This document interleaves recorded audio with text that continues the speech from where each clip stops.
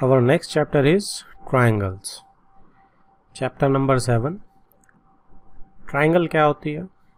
Triangle हम सबको पता है कि 3 लाइन सेगमेंट से जो फिगर बनती है वो ट्राइंगल होती है. ठीक है, तो नीचे लिखा है a closed figure formed by 3 intersecting lines. ठीक है, लाइंस, तो लाइंस अगर होगी तो लाइन सेगमेंट से क्या होगा कि अगर बाहर भी जा रही हैं लाइंस तो इंटरसेक्ट कर रही हैं एक दूसरे को, तो एनक्लोज्ड फिगर जो बनेगी वो ट्राइंगल होगी. इसका है मतलब है. ठीक है, so the closed figure formed by 3 intersecting lines is called a triangle.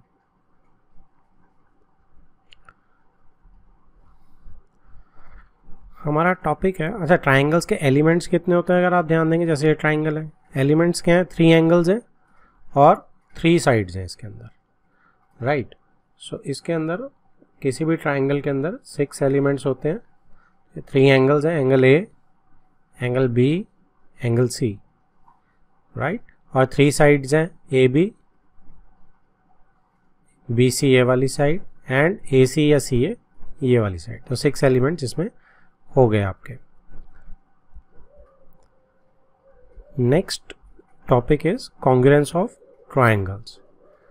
तो कॉन्ग्रुएंस ऑफ ट्राइंगल से पहले हम कॉन्ग्रुएंट का मतलब समझेंगे क्या होता है. देखो, सिंपल सी भाषा में कॉन्ग्रुएंट का मतलब होता है कि आपकी जो 2 फिगर्स हैं जो आपस में कॉन्ग्रुएंट कर रहे हैं हम, वो हर रिस्पेक्ट में इक्वल हैं. मतलब उनके एंगल्स भी इक्वल हैं और उनकी साइड्स भी इक्वल हैं. राइट, तो जैसे मेरे पास 2 स्क्वायर्स हैं,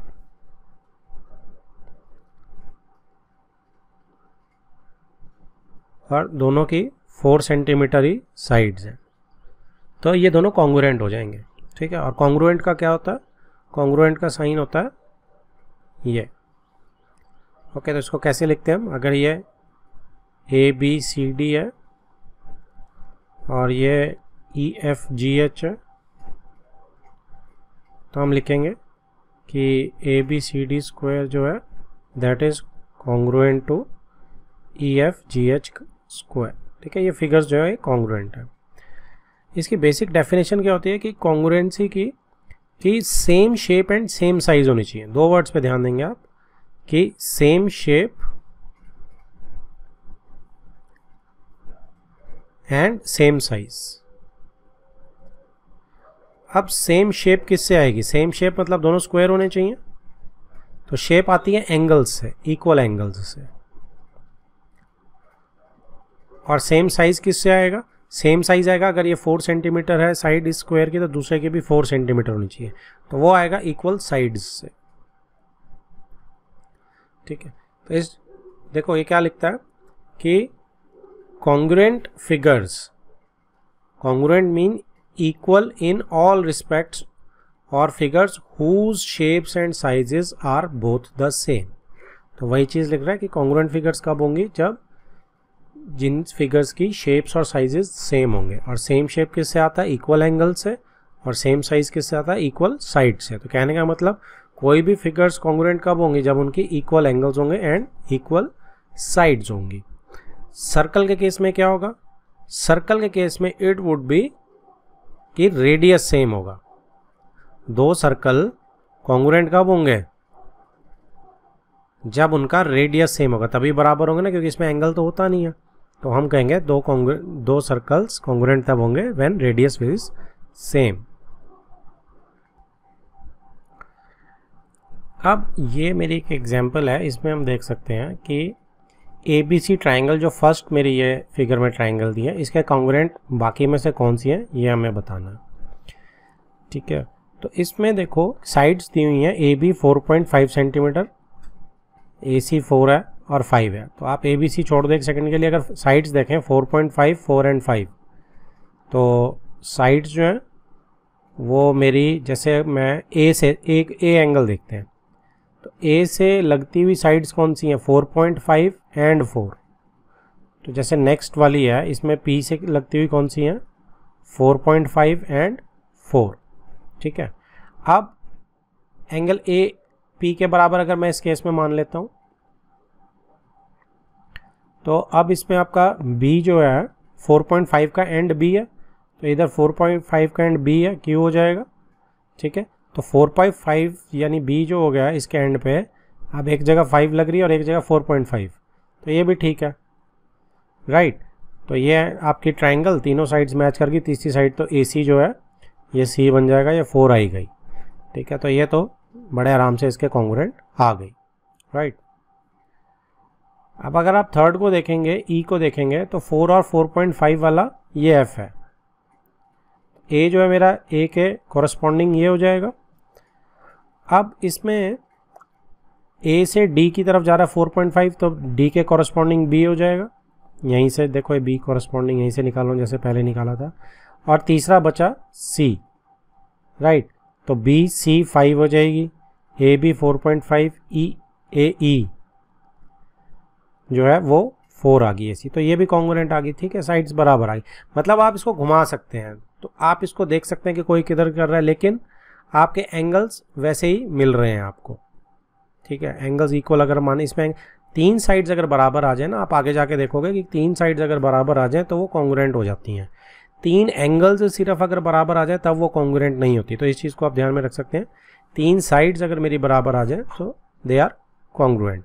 ऐसे ही देखो यहाँ पे ये फोर्थ में 4.5 है, तो ये भी देखो ए से अगर मैं इसको बराबर ले लूँ तो ये 4.5 4, अगली 5, ये भी ठीक ऐसे बन जाएगी।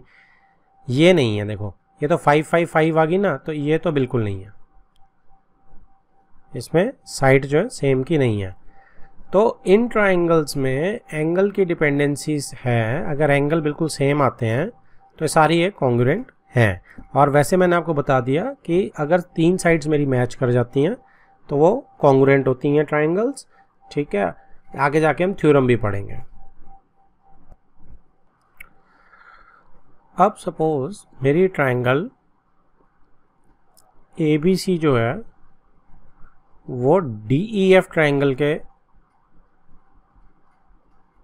कॉन्ग्रुएंट है, तो इसका क्या मतलब हुआ कि यहाँ पे अगर मेरा ए बी सी ट्राइंगल है वो कॉन्ग्रुएंट डी ई एफ के, तो इसमें हम बोलते हैं कि मेरे कॉरस्पॉन्डिंग पॉइंट्स कौन से हैं। ए जो है वो डी के बराबर है, ठीक है, यहाँ से लिख के भी दिखता है, ए जो है वो डी के कॉरस्पॉन्डिंग है। So A point is corresponding to D, angle नहीं खाली डी, डी पॉइंट। ऐसे ही बी किसके कॉरस्पॉन्डिंग है, E, B is corresponding to E, ठीक है। C is corresponding to F, C is corresponding to F. तो इससे क्या मतलब हुआ कि ऑर्डर इज वेरी इंपॉर्टेंट, आपका ऑर्डर जो है that is very much important. क्यों इम्पॉर्टेंट बन जाता है ये, अगर ट्राइंगल ए बी सी को मैं congruent to triangle F D E या एफ ई डी लिख दूंगा तो वो गलत हो जाएगा, ठीक है। नीचे वाली एग्जांपल नहीं ले रहा हूँ मैं, इसको छोड़ देना, ये मैं ऊपर अपने आप एक एग्जांपल ले रहा हूँ, तो ये गलत हो जाएगा ऑर्डर। क्यों, इसमें कॉरस्पॉन्डिंग ए के बराबर क्या आ जाएगा, एफ, जबकि ऐसा नहीं है। क्यों नहीं, देखो ऐसा क्यों होगा ये, क्योंकि आप जब कॉरस्पॉन्डिंग पॉइंट से एंगल निकालोगे तो ए के बराबर डी पॉइंट है, तो angle A is equal to angle D आएगा ना। तो अगर आपने कॉरस्पॉन्डिंग पॉइंट यहाँ से देखो, लिखने से ये पता चल जाता है ए के बराबर डी आ रहा है। तो अगर आपने एफ ई डी ये वाला ले लिया होता तो angle A is equal to angle F आ जाता कॉरस्पॉन्डिंग पॉइंट। इसीलिए ऑर्डर लिखना सही उसमें इंपॉर्टेंट है, कॉरस्पॉन्डिंग पॉइंट के सामने कॉरस्पॉन्डिंग पॉइंट ही आता है।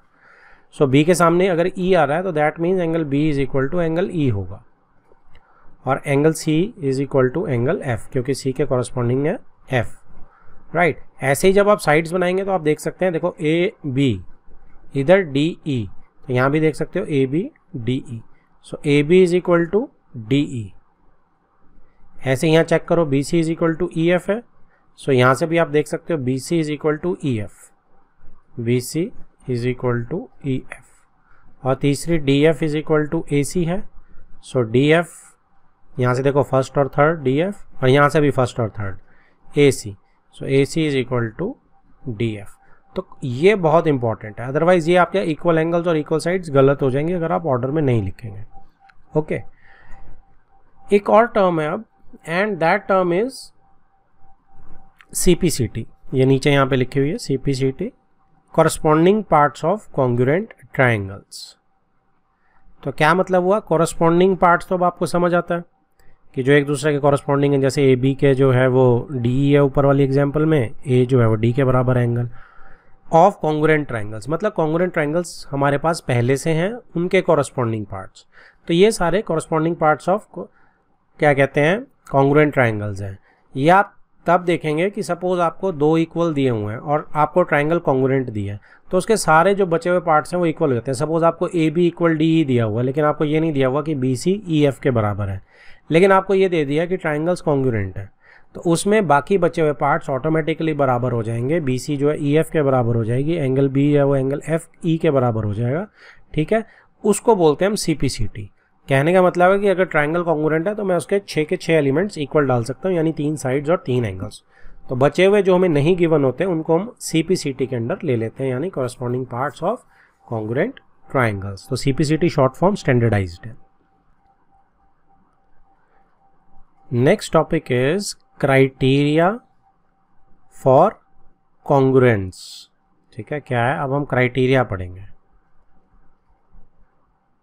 क्राइटेरिया किस चीज का, फॉर कॉन्ग्रुएंस ऑफ ट्राइंगल्स।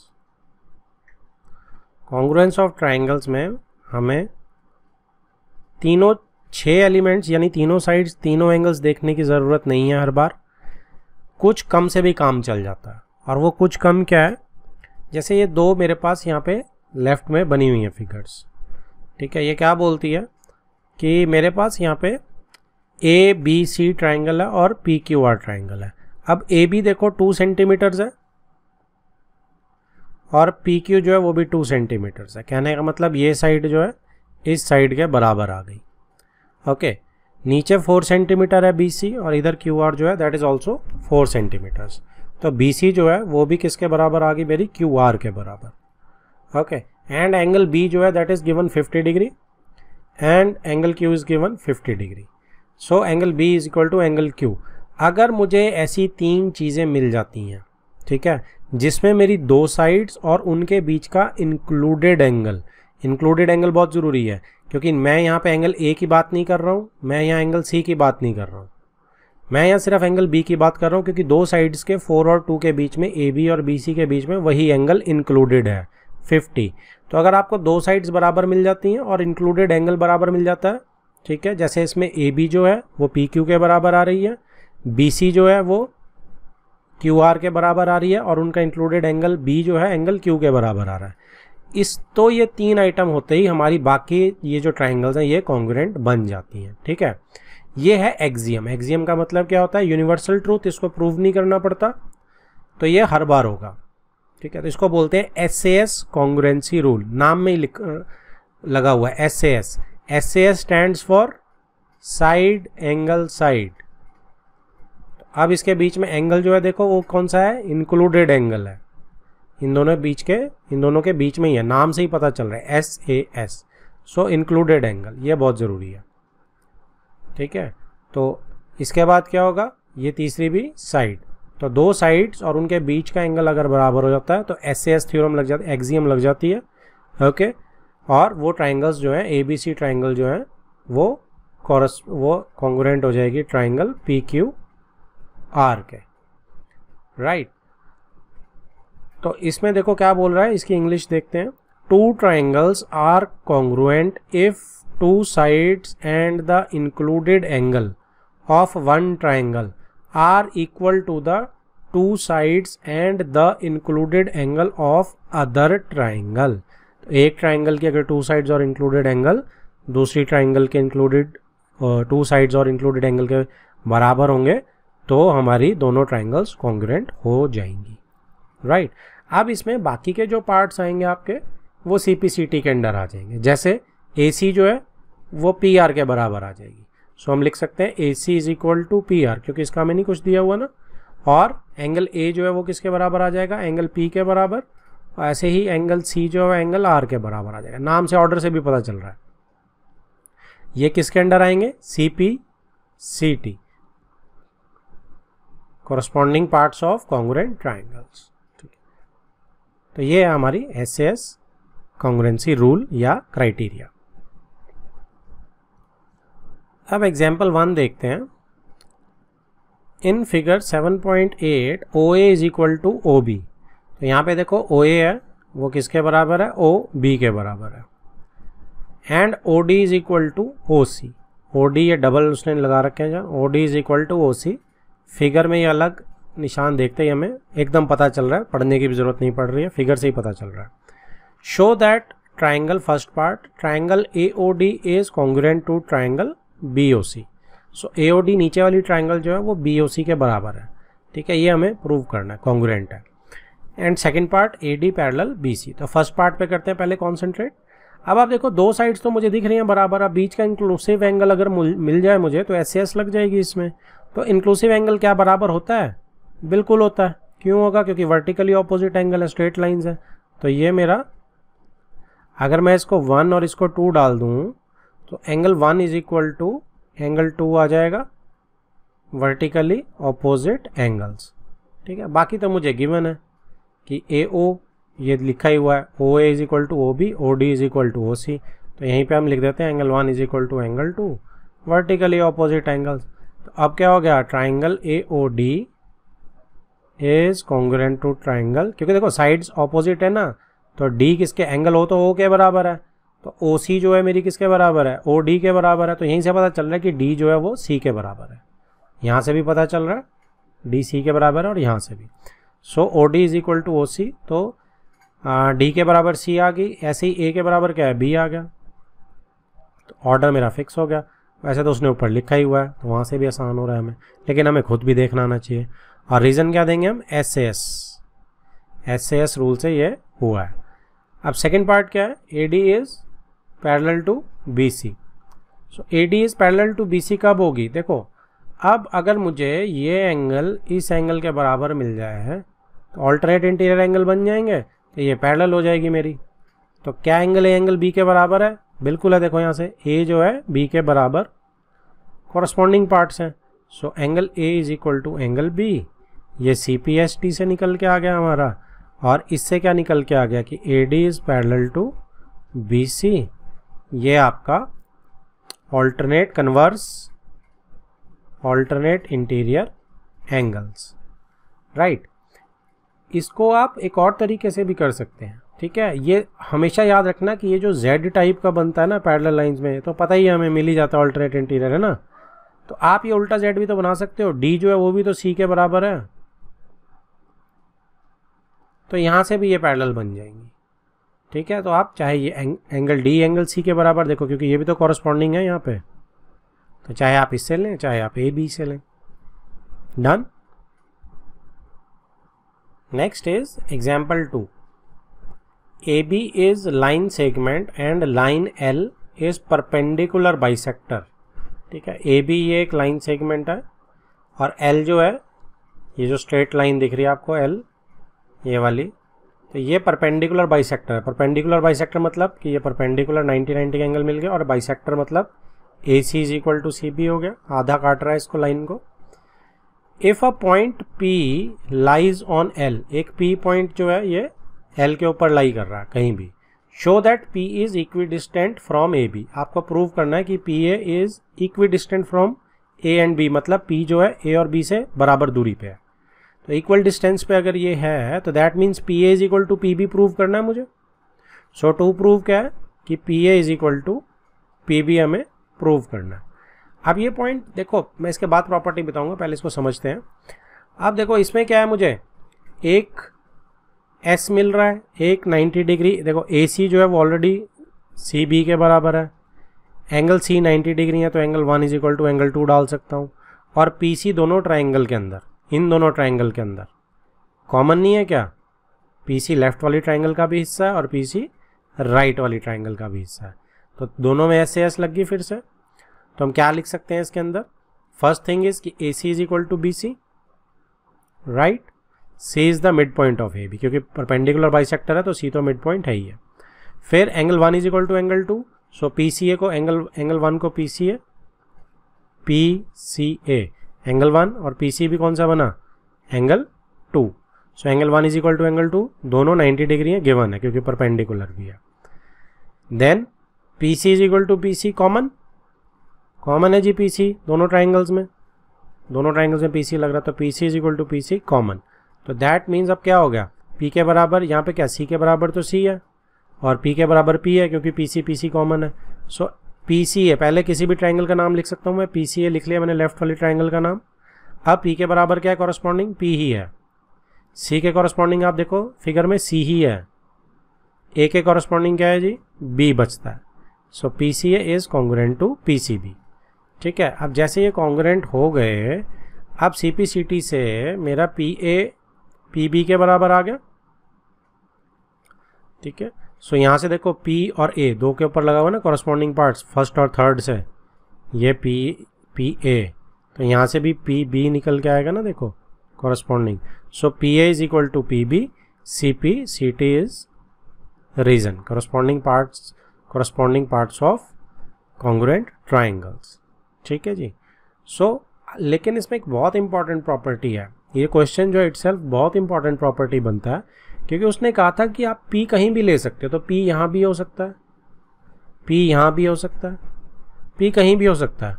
तो ये एक बहुत इंपॉर्टेंट प्रॉपर्टी बनती है कि ए बी लाइन के ऊपर जो भी मेरा परपेंडिकुलर बाइसेक्टर होगा उस पर मैं कहीं भी P ले लूँ, वो हमेशा इक्वी डिस्टेंस रहेगा और हमेशा आइसोसेलेस ट्राइंगल बनाएगा। या आइसोसेलेस ट्राइंगल बन गई ना, P A is equal to P B जब आ गया और एंगल ए एंगल बी के बराबर भी आ गया, राइट। तो ये बहुत ही इंपॉर्टेंट प्रॉपर्टी है कि परपेंडिकुलर बाइसेक्टर के लाइन के ऊपर आप कोई भी पॉइंट लेंगे वो हमेशा उससे बराबर दूरी पे रहेगा ए बी से, और वो हमेशा आइसोसेलेस ट्राइंगल बनाएगा। अब ये एक एग्जांपल देखो आप, यहाँ पे देखो दो ट्राइंगल्स दिए हैं, तो ये 5 सेंटीमीटर है एक साइड, इसके भी 5 सेंटीमीटर है, दूसरी साइड इसकी 4 है, दूसरी साइड इसकी 4 है, एक एंगल 50 है एक एंगल 50 है। तो क्या एस ए एस लगी, क्या ये कॉन्ग्रुएंट है, नहीं है। क्यों, अगर आप ध्यान से देखोगे तो क्या बन गई है, एस एस ए, हमें तो इंक्लूसिव एंगल ये वाला चाहिए था ना एस ए एस बनाने के लिए, यहाँ पे मुझे ये एंगल चाहिए था, लेकिन एंगल मुझे दूसरा दे दिया इन्होंने। तो यहाँ तो ये एस एस ए बन रही है, या तो एस एस ए बन रही है, और अगर मैं उल्टा चलूंगा तो क्या बनेगी, ए एस एस बनेगी, ए एस एस। दोनों याद रख लो, एस यानी डोंकी और एस एस है वो उसी का उल्टा है, तो ये थ्योरम्स नहीं होती। ठीक है, ये कॉन्ग्रुएंसी के क्राइटेरिया रूल्स में नहीं आते, ये आप याद रखेंगे, एस डोंकी से आपको हमेशा याद रहेगा। ठीक है जी। अब हमारा सेकंड क्राइटेरिया, पहला हो गया हमारा एस एस, ठीक है जी। अब सेकंड क्राइटेरिया, अब एस एस तो एक्सियम थी, बाकी सारी थ्योरम्स बनेंगे और वो हमें प्रूव करनी पड़ेंगी। अब इन दो ट्राइंगल्स को देखो, इसमें बोलता है कि अगर एक साइड मिल जाए मुझे और उसके साथ लगते हुए दो एंगल्स 60-60 है, 45-45 है, तो तब भी मेरी ट्राइंगल्स जो होती हैं वो कॉन्ग्रुएंट हो जाती हैं।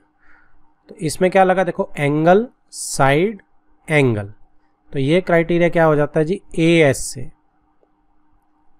ठीक है, ए एस से क्राइटेरिया हो गया, या ए एस से रूल, आप जो भी बोलना चाहें इसे। सो इसके अंदर ए फॉर एंगल, अब इसमें साइड जो है वो इंक्लूडेड है, इंक्लूडेड साइड मतलब दो एंगल के बीच में होनी चाहिए। ठीक है जी। सो ये हो जाएगा ए एस से रूल, इसको हम आगे देखेंगे कि इसकी इंग्लिश क्या है और ये प्रूव कैसे करना है। तो ये मेरी आ गई जी थ्योरम। क्या स्टेटमेंट है इसकी, ए एस से congruence rule, two triangles are congruent, दो ट्राइंगल्स कॉन्ग्रुएंट हैं इफ, कब कॉन्ग्रुएंट है, two angles and included side. ठीक है जी, मेरे two angles and included side of one triangle are equal to two angles and the included side of other triangle. So मेरे कब है जी ये, जब मेरे पास दो ट्राइंगल्स हैं, एक काम करते हैं इसको लाइट बनाते हैं,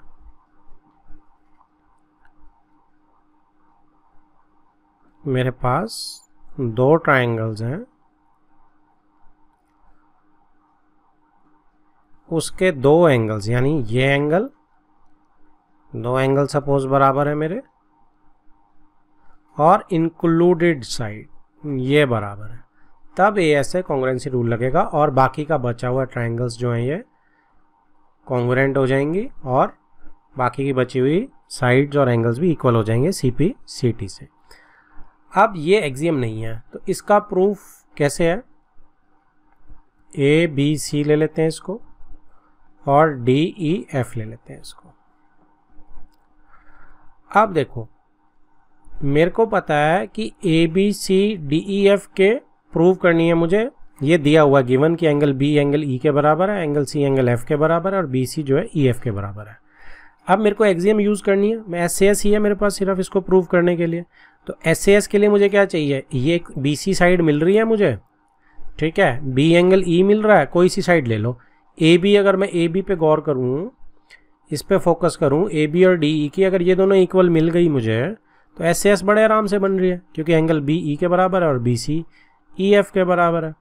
तो इसमें देखो कि क्या इसमें हमें दिक्कत है। दिक्कत ये है इसमें हमें कि AB DE के बराबर है या नहीं है हमें नहीं पता।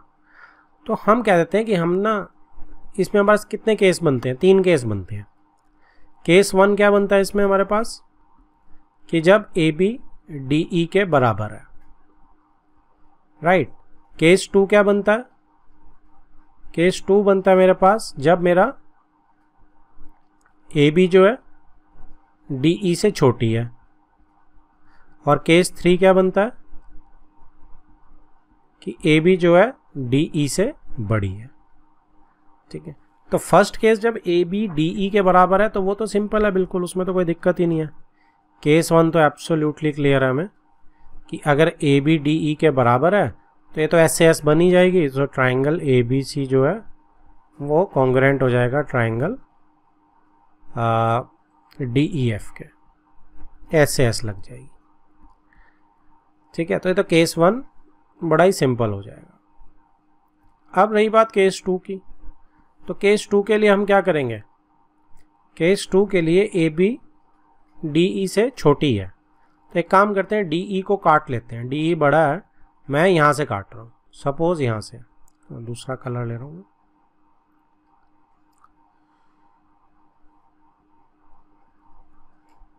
सो ब्लू से ही काट रहा हूँ मैंने ये काट दिया। यहाँ मैं एक G पॉइंट ले रहा हूँ। अब AB क्योंकि छोटी थी DE से तो मैंने कंस्ट्रक्शन कर दी और मैंने क्या किया कि AB जो है कंस्ट्रक्शन करी हमने कि AB is equal to GE हो गया, ठीक है। AB is equal to GE की कंस्ट्रक्शन कर दिया मैंने क्योंकि AB जो था वो छोटा था DE से, तो मैंने ऐसा पॉइंट ले लिया कि बराबर हो गया। अब एक काम करते हैं, इसको नीचे लेके चलते हैं डायग्राम को, क्योंकि मैं इस डायग्राम को यूटिलाइज करूँगा।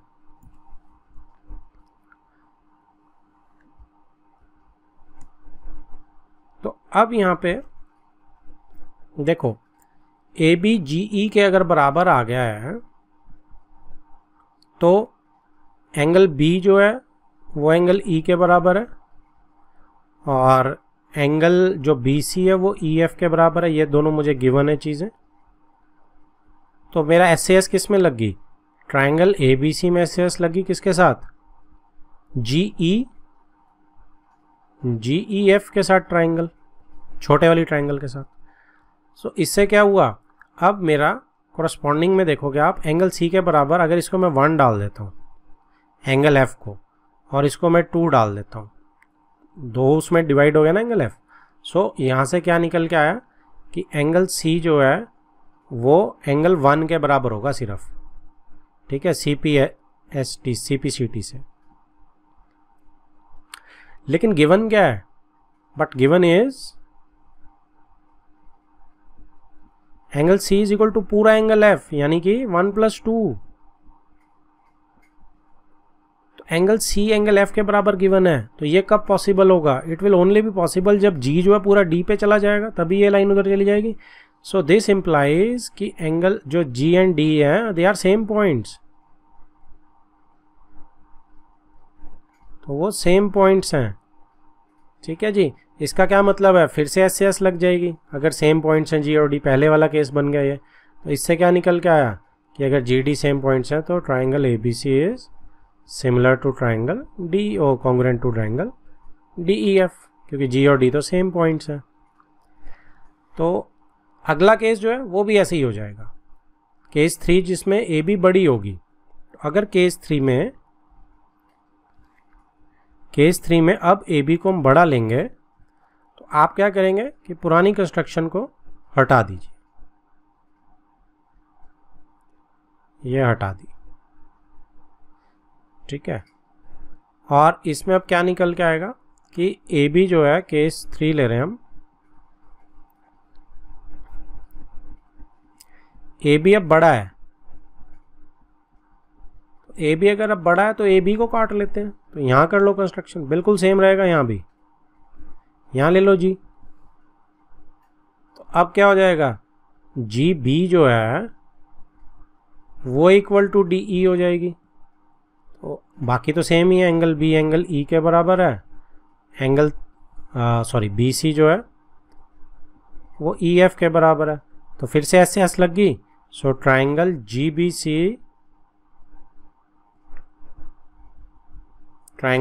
सी is congruent to triangle D E F S A S, ठीक है। तो सी पी सी टी से क्या निकल के आएगा कि एंगल जो है कौन सा लोगे, फिर सी वाला ले लो, ये 1 हो गया पार्ट, सिर्फ इतना एंगल।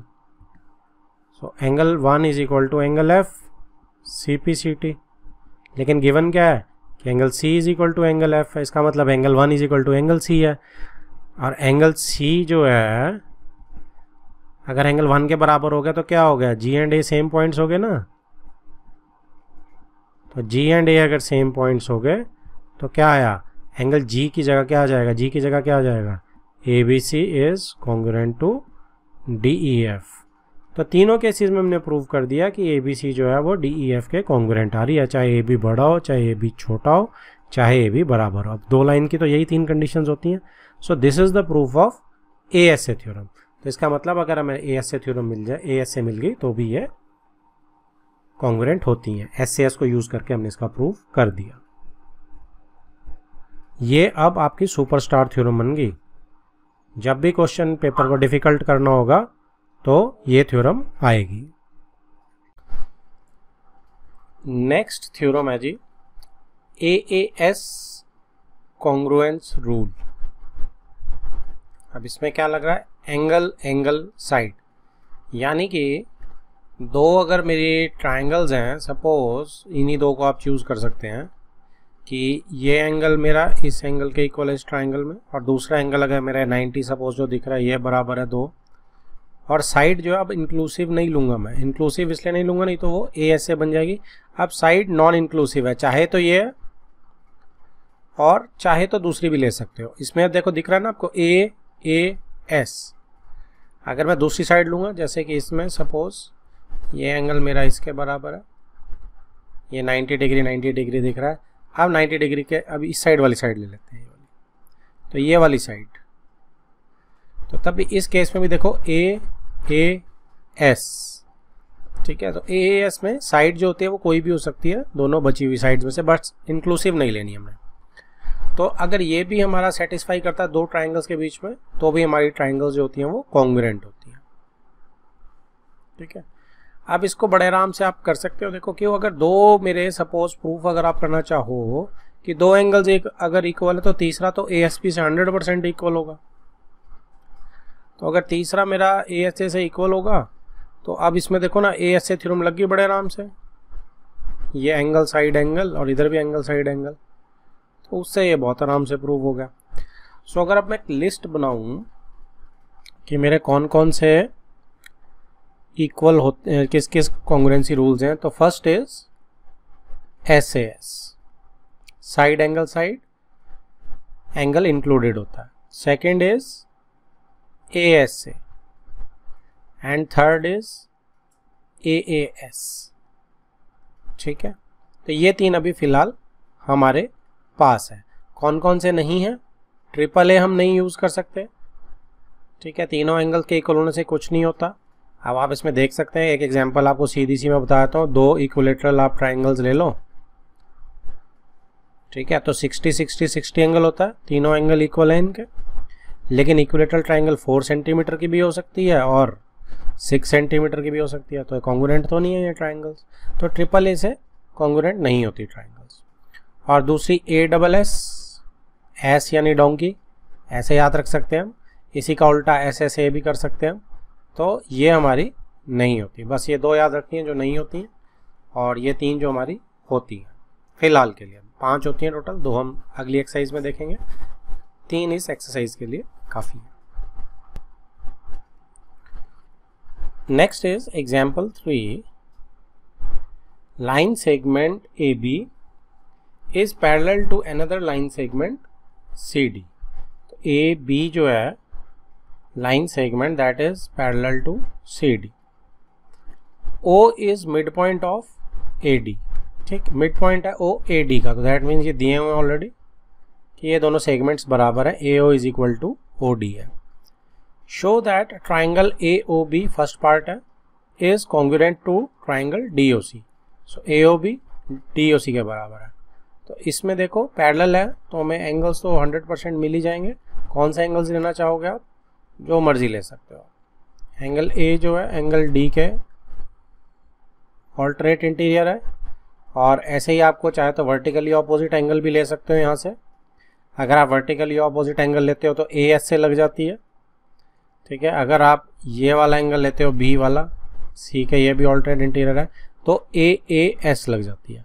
तो आप दोनों में से कोई सी लगा सकते हो, ठीक है। सो इसने कौन सी लगाई है, alternate interior angles A B O, B जो है वो सी के बराबर लिया है इसने, और वर्टिकली ऑपोजिट लिया है, ठीक है जी। और उसके बाद इसने क्या किया, ए एस लगा दी। इसने तो ये दो लिए और तीसरी साइड होगी आपकी, ठीक है। मिड पॉइंट गिवन है O A is equal to O D, तो ए एस करके आपकी लग जाएगी। तो जैसे मर्जी लगा सकते हो, इसमें कोई एक पर्टिकुलर रूल नहीं है। सेकेंड पार्ट,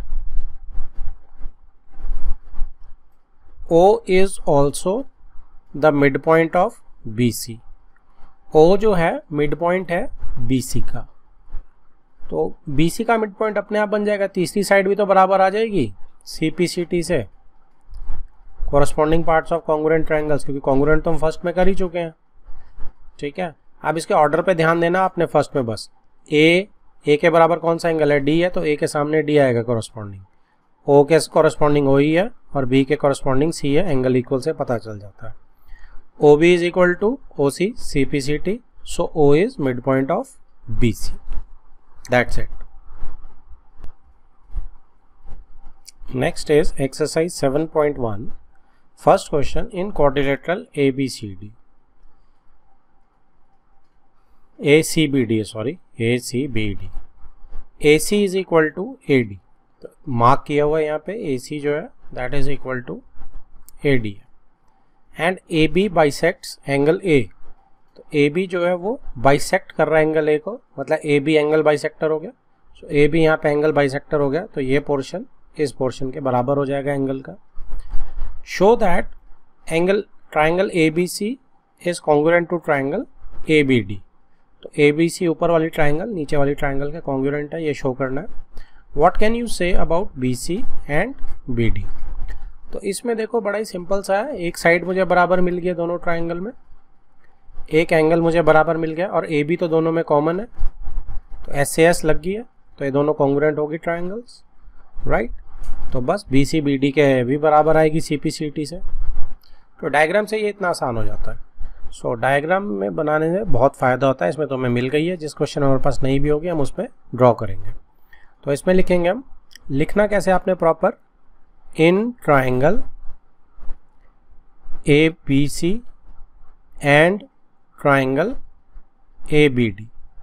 अभी यहाँ पे ऑर्डर मैटर नहीं करता क्योंकि अभी यहाँ एंड लगा रहे हैं हम, कॉन्ग्रुएंट नहीं लगा रहे, तो इधर तो आप ऑर्डर मैटर नहीं है, ए बी सी की जगह ए सी बी भी लिख सकते हैं, कोई चक्कर नहीं पड़ेगा, ठीक है। और यहाँ पे आप A B D A D B जो मर्जी लिखे, कोई फ़र्क नहीं, क्योंकि अभी हम दोनों ट्राइंगल्स में कंसीडर कर रहे हैं। फिर उसके बाद A D is equal to A C, ये हमें क्या है गिवन है, रीजंस हर स्टेप में होंगे। यहाँ पे एंगल 1 और एंगल 2 कर देता हूँ मैं आसानी के लिए। Angle 1 is equal to angle 2, ठीक है। आप देखो एक छोटी सी चीज़ हम कर लेते हैं। ये गड़बड़ क्या है कि मैंने पहले, गड़बड़ वैसे कुछ नहीं है, लेकिन मैंने लेफ्ट में एंगल ट्राइंगल ABC लिखा और राइट में ट्राइंगल ABD, तो पहले लेफ्ट में सारे ट्राइंगल ABC के होने चाहिए, ठीक है। अब मैं 2 लाइन ABD की लिख चुका हूँ, तो मैं क्या करूँगा, आई विल अमेंड, क्या चीज़ अमेंड कर लूँगा मैं, अच्छी आदतों में हमारे क्या है कि मैं C की जगह D कर देता हूँ और D की जगह C। नीचे 2 लाइन चेंज करने से अच्छा ऊपर एक चेंज कर लेते हैं, तो ये ABD हो गया और ये ABC हो गया, ठीक है। सो AD और एंगल 1 ABD का, तीसरी चीज़ AB is equal to AB common. अच्छा 1 एंगल 2 के बराबर है, ये भी मुझे गिवन है, angle bisector is also given. So AB is equal to AB common. तो अब क्या बनेगा, triangle ABD is congruent to triangle A के बराबर क्या है, A खुद है, B के कॉरस्पॉन्डिंग भी B खुद है और D के कॉरस्पॉन्डिंग C है। ब्रैकेट में रूल कौन सा लगाया हमने, SAS, ठीक है जी। तो ये हो गया मेरा पूरा प्रॉपर तरीका। और तीसरा क्या है कि BC is equal to BD कैसे आएगी, BD is equal to BC CP CT, done. Next is question number 2. ABCD is a quadrilateral in which AD is equal to BC. यहाँ पे मार्क लगा हुआ है, AD is equal to BC and angle DAB is equal to angle CBA. So DAB, this angle is equal to CBA, ये पूरा है। Prove that first part ABD is equal to BAC. So ABD, अगर मैं क्या करता हूँ, मैं इन दो ट्राइंगल्स को थोड़ा सा अलग कर लेता हूँ, तो क्या बनेगा,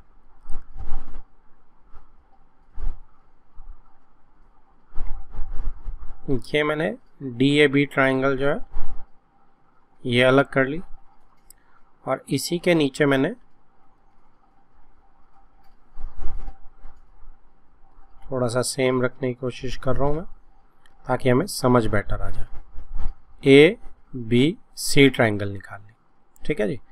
तो अभी दोनों मुझे अलग अलग दिख रही हैं, उस डायग्राम में थोड़ा सा कंफ्यूजिंग था।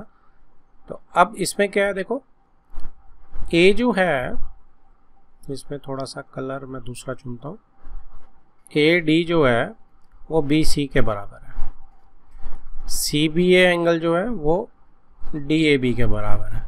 अब AB दोनों में नहीं दिख रही क्या, तो कॉमन नहीं है क्या दोनों में, तो SAS मुझे बड़े आराम से दिख रही है अब। सो इसमें क्या हो जाएगा, इसमें हो जाएगा in triangle ABD and triangle BAC, जैसा मर्जी, ऑर्डर इंपॉर्टेंट नहीं है। AD is equal to BC, ठीक है। Angle A is equal to angle B, अकेला अकेला है इसलिए मैं अकेला लिख सकता हूँ ऐसे, ठीक है जी, गिवन है दोनों चीज़ें मुझे। और AB is equal to AB common, right. So triangle ABD is congruent to, A के बराबर क्या है, B है, ठीक है जी।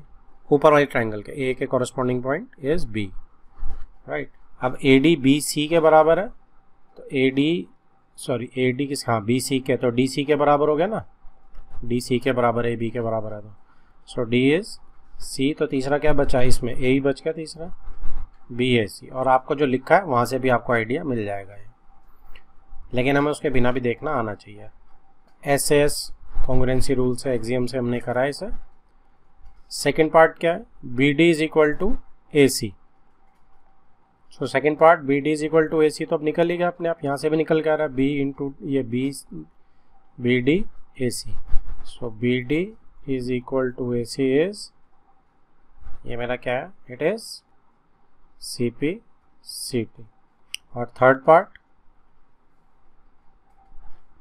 एंगल ABD एंगल कौन सा है? ये वाला। ये एंगल किसके साथ चाहिए? BAC। ये एंगल भी बराबर है क्योंकि C तो D के बराबर है। So angle ABD is equal to angle BAC, it is also CPCT। So ये आपका सेकेंड पार्ट है और ये आपका थर्ड पार्ट, ये आपका first part. Next is question number 3। AD and BC are equal perpendiculars. Equal and perpendicular दो चीजें हैं। AD, देखो AD क्या है? AD is this and BC is this. Equal perpendiculars मतलब ये दोनों 90 डिग्री पे भी हैं जैसे कि यहाँ पे दिख रहा है, और ये बराबर भी है। ठीक है। To a line segment AB line segment के परपेंडिकुलर है। Show that CD bisects AB। CD जो है वो बाइसेक्ट करती है AB को, मतलब CD जो है AB को बाइसेक्ट करती है, मतलब BO equal to AO prove करना है हमने। To prove is BO equal AO। तो इसमें आप देखो कि क्या दिख रहा है, 90 और साइड तो मिल ही रही है, वर्टिकली ऑपोजिट एंगल नहीं मिल जाएगा क्या मुझे एक? ठीक है, तो ये AAS लग जाएगा बड़े आराम से। तो इसमें हम क्या लगाएंगे? In triangle BOC and triangle AOD angle A is equal to angle B। B आएगा, मैं 90 लिखने लग गया था, 90 डिग्री। एंड अब मैंने क्या किया, देखो फिर से वही कर दिया, इसको मैं करेक्ट करूँगा। टेक्निकली गलत नहीं है बट अच्छा तरीका नहीं, पहले B वाले लिखने हैं। BOC लिया ना लेफ्ट में। So angle B is equal to angle A 90 degree. Angle, अब इसको O दोनों आएंगे तो या तो पूरा नाम लिखना या नंबरिंग डाल दो। Angle 1 is equal to angle 2, vertically opposite angles. And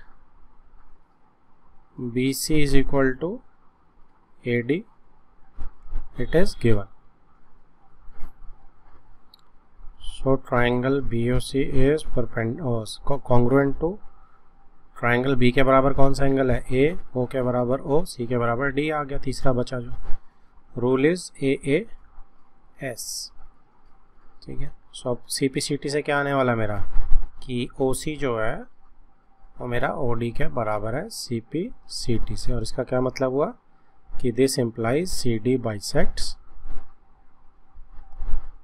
AB। Basically O जो है वो मिड पॉइंट है, तो CD लाइन जस्ट उसने वैसे रेफरेंस ले दिया कि लाइन को अगर लिखूंगा तो CD बाइसेक्ट्स AB है। प्रूव हमने AO is equal to BO ही करना है। तो मैंने क्या किया, सॉरी, मैंने यहाँ पे देखो OC is equal to OD लिख दिया, ये वाली नहीं चाहिए हमें तो AB बाइसेक्ट करवानी है ना, CD नहीं करवानी है। तो यहाँ आएगा BO is equal to AO।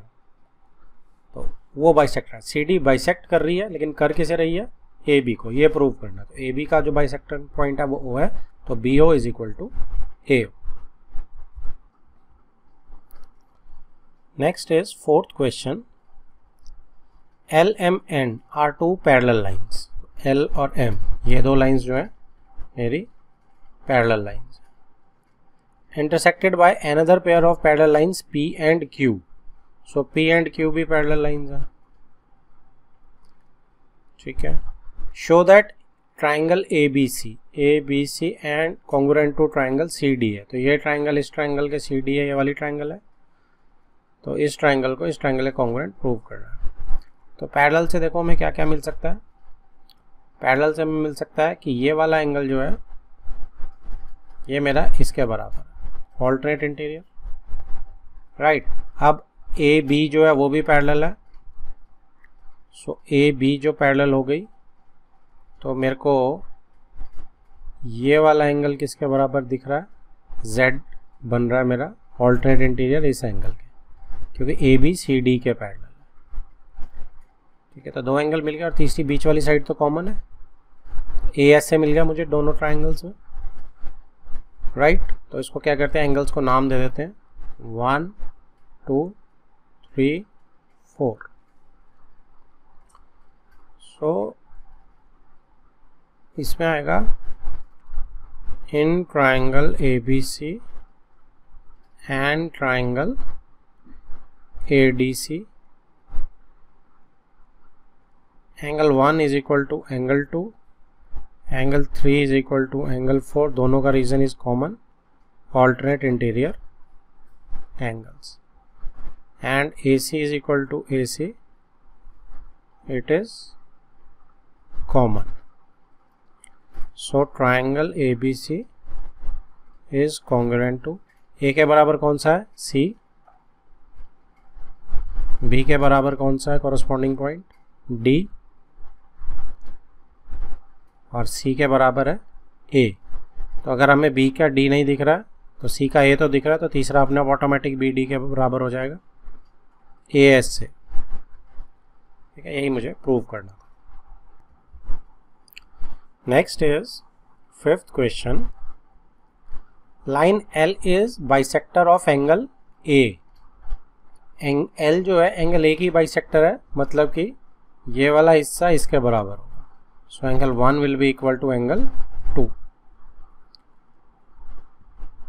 and B is any point on L. BP and BQ are perpendiculars from B to the arms of angle A. Show that. अब एंगल A की आर्म्स कौन सी हैं, ये नीचे वाली जा रही है AP जिस पे है, तो BP परपेंडिकुलर इसके ऊपर है, और ऊपर वाली आर्म जो AQ वाली लाइन है वो जा रही है, उसके ऊपर BQ परपेंडिकुलर है, तो 290 भी मिल गया मुझे। अब मुझे पहली चीज प्रूव करनी है, फर्स्ट पार्ट, APQ जो APB जो है AQB के कॉन्ग्रुएंट है, तो APB नीचे वाली ट्राइंगल है, AQB ऊपर वाली ट्राइंगल है। तो दो एंगल्स तो मुझे दिख रहे हैं, बस साइड एक चाहिए मुझे, चाहे बीच वाली मिल जाए चाहे नहीं, तो ये कॉमन वाली साइड तो AB मुझे मिल ही रही है दोनों में, तो AS से मेरा ये कॉन्ग्रुएंट हो गया।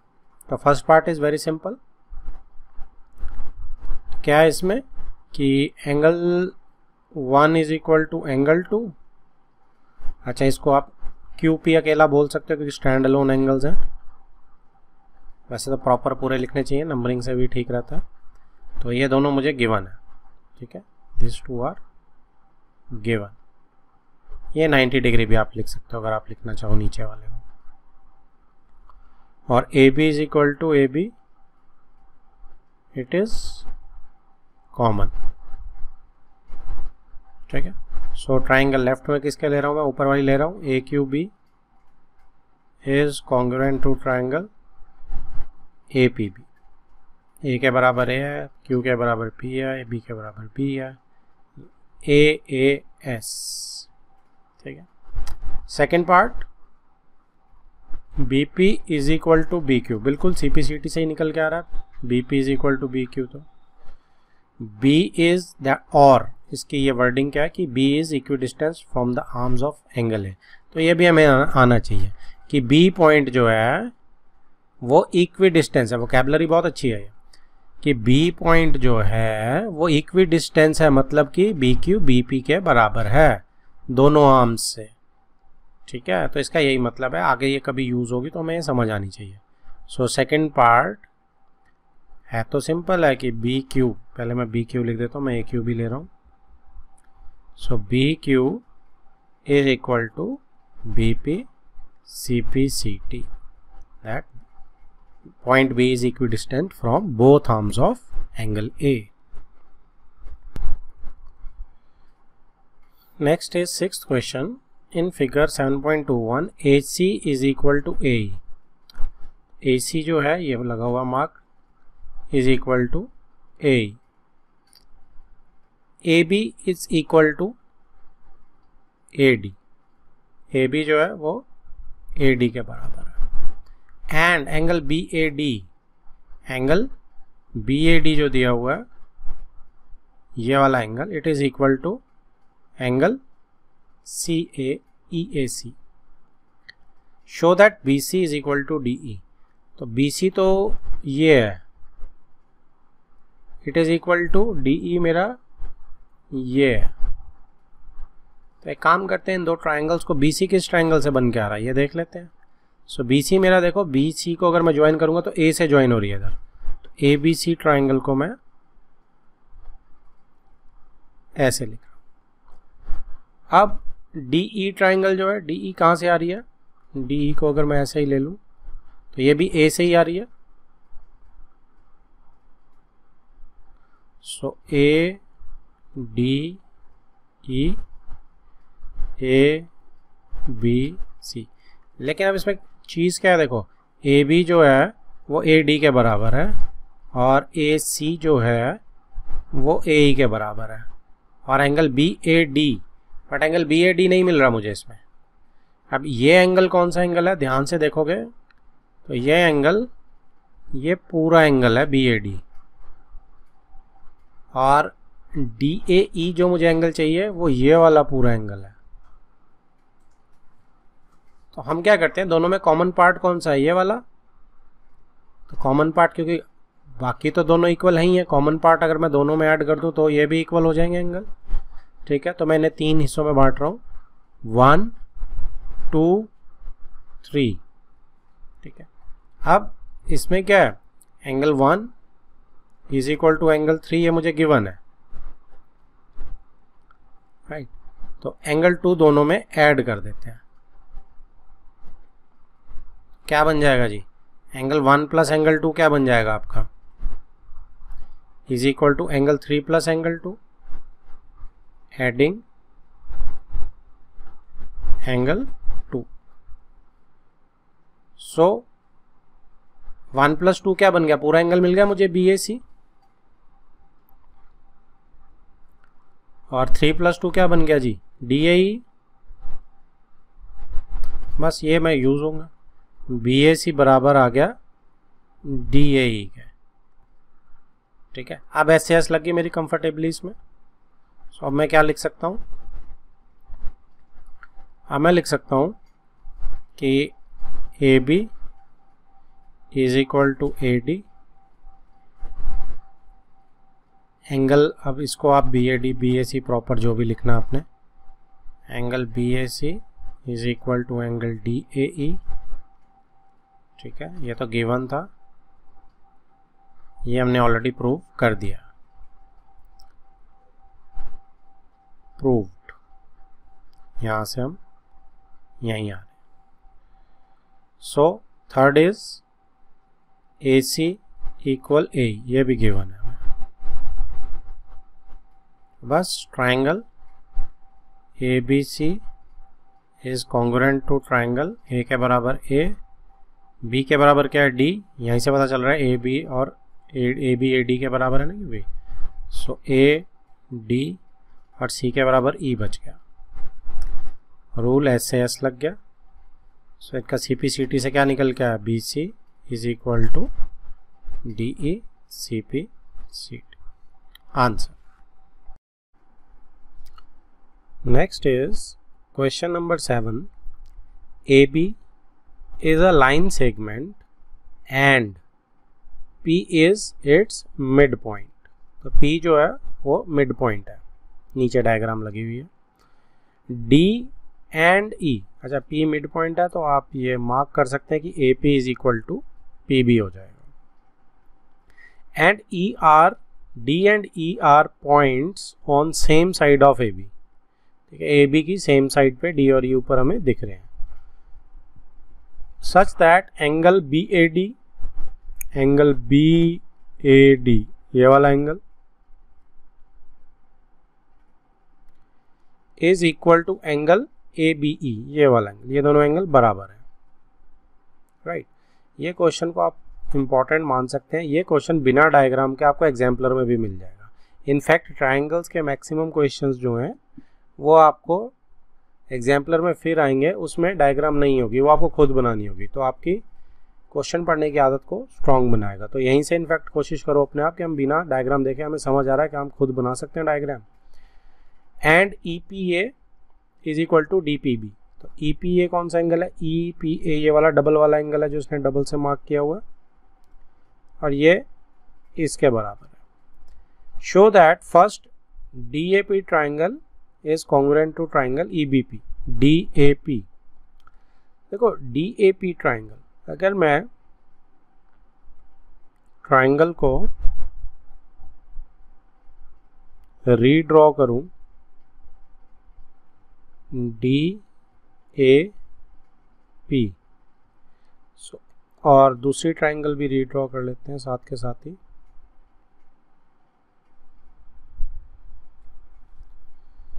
EBP, ठीक है। So angle A angle B के बराबर है। अब एंगल P पे अगर हम ध्यान दें तो ये 3 हिस्से हैं, 1 2 3 पार्ट्स में दिख रहा है मुझे एंगल। सो अब जो एंगल 1 है वो एंगल 3 के बराबर है, राइट। लेकिन जब मैं DAP बना रहा हूं तो मुझे 1 + 2 चाहिए, और इधर 2 + 3 चाहिए EPB में,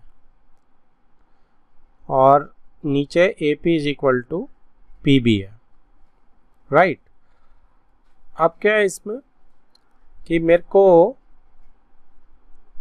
SAS के लिए 1 + 2 2 + 3 के बराबर करना है, तो मेरा आराम से हो जाएगा।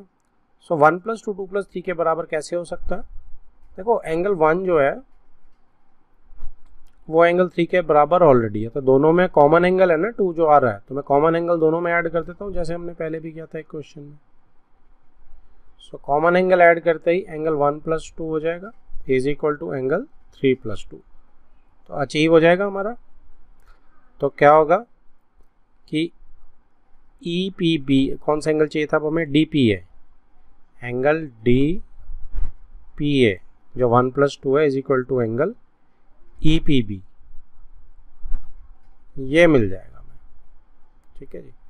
सो इसको यूटिलाइज करते हुए अब हम आराम से लिख सकते हैं, क्या लिख सकते हैं हम कि अब एंगल प्रॉपर मिल गया, तो बस लिखना ही हमने कि angle A is equal to angle B, ठीक है, AP is equal to PB, ये दोनों तो हमें गिवन ही है और ऊपर से हमने फ्रॉम 3 इसको 1 पॉइंट डाल सकते हैं हम कि angle DPA is equal to angle EPB, ये 1 से, ठीक है। So triangle DAP is congruent to triangle D के बराबर E, A के बराबर B और P के बराबर तो P है ही है, ठीक है। तो ये हो गया मेरा फर्स्ट पार्ट, और SAS लगाया हमने। अब इसके बाद वो कहता है सेकंड पार्ट में AD is equal to BE। So AD is equal to BE तो मुझे CP/CT से ही मिल रही है। So AD is equal to BE second part में CP/CT से ही हो जाएगा। This is second part and this is first part, और इनफैक्ट यहीं से फर्स्ट पार्ट शुरू हो रहा है, यहाँ से हम एंगल बना रहे हैं, यहाँ से मतलब। Next is 8th question, super important question. In right triangle ABC, ABC को इसने राइट ट्राइंगल बोल दिया, राइट एंगल एट C, तो यहाँ C पे राइट एंगल है। M is the mid point of hypotenuse AB, M जो है वो मिड पॉइंट है AB हाइपोटेन्यूज का, तो AB को दो हिस्सों में बराबर बाइसेक्ट कर रहा है। C is joint to M and produced to a point D, तो C से D तक जा रहे हैं, such that DM is equal to CM, तो DM is equal to CM हो गया, तो मतलब M दोनों का मिड पॉइंट आ गया। Now point D is joint two point B, show that, अब ये फिगर है, अब हमने शो करना है कि हमारे पास first triangle AMC is congruent to triangle BMD। So AMC triangle BMD बिल्कुल होगी। आप फर्स्ट में जस्ट वर्टिकल ऑपोजिट एंगल उठा लें तो SAS मिल जाएगी आपको, ठीक है। सो AMC BMD के बराबर बड़े आराम से होगी फर्स्ट पार्ट में, तो इसको आप एंगल 1 2 बोल सकते हैं। तो फर्स्ट पार्ट तो मैं यहीं पे साथ के साथ ही कर देता हूँ कि आपका DM is equal to CM भी गिवन है, आपका angle 1 is equal to angle 2 vertically opposite angle से आ गया, और आपका B M is equal to A M, ये दो चीज़ें मुझे गिवन है। मिड पॉइंट है क्योंकि एम, यहाँ से this implies triangle A M C is congruent to triangle. अब ए के बराबर क्या है, देखो ऑपोजिट साइड है ना, डी के बराबर ये नीचे सी वाली है, तो डी सी के बराबर होगा ना पॉइंट। सो ए के बराबर बी होगा, बी एम के बराबर एम ही रहेगा, बी एम डी। तो अगर इस साइड के ये वाली साइड बराबर होती तब डी ए के बराबर होता। अब इस साइड के ये नीचे वाली साइड बराबर है, इसीलिए सी कॉरस्पॉन्डिंग है इसके। ओके, तो यहाँ से आ गया first part. Second, DBC is a right triangle. तो एंगल बी को मुझे राइट ट्राइंगल करना है। तो इसमें देखो राइट ट्राइंगल करने के लिए मैं पैरेलल भी यूज़ कर सकता हूँ। तो पैरेलल तो ये हो ही गई आराम से, बड़े कैसे होगी देखो, ये जो एंगल बी है इसे 3 एंगल बोल रहा हूँ, ये एंगल 4 के बराबर है क्योंकि बी जो है ए के बराबर है।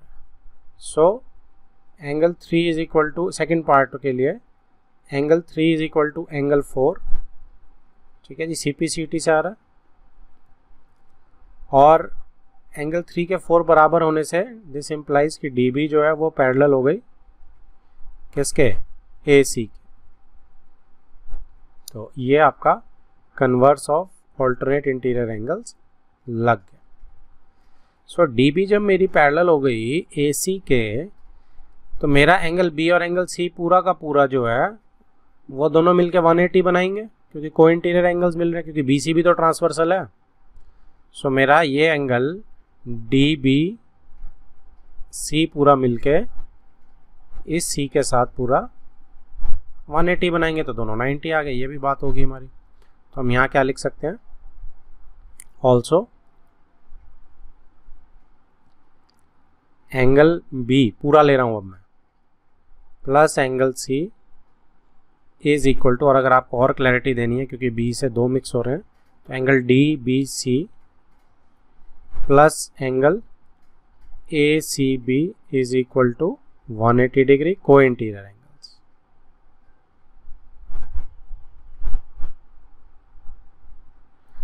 तो यहाँ पे एंगल DBC कितना आ गया जी, ACB तो 90 है, तो 90 ही आ गया ये, ठीक है। तो सेकंड पार्ट भी हमारा प्रूव हो गया। अब है थर्ड और फोर्थ पार्ट। और थर्ड पार्ट में क्या है कि हमें DBC ACB के कॉन्ग्रुएंट प्रूव करनी है। तो DBC जो है वो मेरी बड़ी ट्राइंगल है, राइट। सो बड़ी ट्राइंगल के लिए मुझे क्या चाहिए देखो, अब बड़ी ट्राइंगल के लिए DBC ABC के, तो बड़ी ट्राइंगल के लिए मुझे क्या मिल रहा है, एक काम करते हैं इसको कॉपी कर लेते हैं और DBC को ACB यहाँ जो हमें दिख रहा है यहाँ तक रख लेते हैं।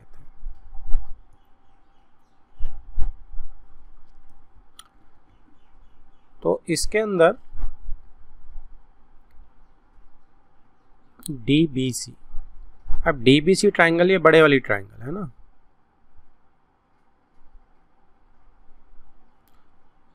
थर्ड पार्ट कर रहे हैं हम इसका, और ACB भी है बड़े वाली ट्राइंगल है, DBC BCA। तो इसमें देखो 90 तो हमें मिल ही चुका है ये एंगल। अच्छा, ये साइड बराबर भी हो जाएंगी, बड़े आराम से हो सकती है ये साइड बराबर। क्यों? क्योंकि ऊपर जो हमने ट्राइंगल ली थी फर्स्ट AMC BMD के, यहाँ पे ये हमने S से S से जो प्रूव करी कॉन्ग्रुएंट, इनकी साइड्स ही तो है ये, तो CPCT से ये भी मिल जाएंगी। So DB is equal to ACB मिल जाएगा। सो इसके बाद तीसरी BC कॉमन है, तो S से S लग गई हमारी, तो ये भी कॉन्ग्रुएंट होगी हमारी आराम से। तो इसमें मैं क्या लिखूँगा कि DB is equal to AC, ठीक है, CPCT। उसके बाद एंगल, अब यहाँ पे angle B is equal to angle C लिख सकते हैं हम, 90 डिग्री हैं दोनों, and B C is equal to B C, ये कॉमन है। So triangle D B C is congruent to triangle D के बराबर, सामने क्या दिख रहा है, बी देखो बी के बीच में सी है तो बीच वाला सी हो गया आपका। अब बी सी तो कॉमन है, तो डी जो है वो ए के बराबर आ जाएगा और सी के बराबर भी आ जाएगा। ठीक है, बाकी ऊपर दिया हुआ देखो, आप चेक करते हैं, डी बी सी ए सी बी बिल्कुल ठीक है जो गिवन थी उससे। तो ये हमारा डन हो गया। और फोर्थ पार्ट क्या है, C M is equal to half A B. तो C M is equal to half A B,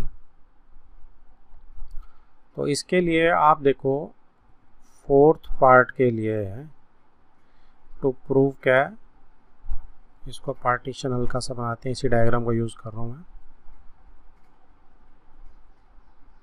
तो ये तो है ही है, इसमें तो कोई मुझे शक लग ही नहीं रहा। देखो ना आप, सी एम किससे निकल के आ रहा है, डी सी का हाफ है। सो इस वाली जो पिछला हमने प्रूव करा थर्ड पार्ट, उसके सी पी सी टी से डी सी ए बी के बराबर आ जाएगा। So D C is equal to A B C P C T from part 3, है ना। तो डी सी ए बी के बराबर, उसमें आगे आप डी सी को मैं क्या लिख सकता हूँ, ट्वाइस ऑफ सी एम लिख सकता हूँ मैं, इसको बिल्कुल लिख सकता हूँ। तो इसको लिखूंगा मैं twice of C M is equal to A B, reason M is mid point, और बस हाफ को उधर ले जाते हैं, 2 को तो हाफ बन जाएगा। C M is equal to half A B, यही प्रूव करना था हमने, यहाँ पे ये प्रूव करना था हमने। डन।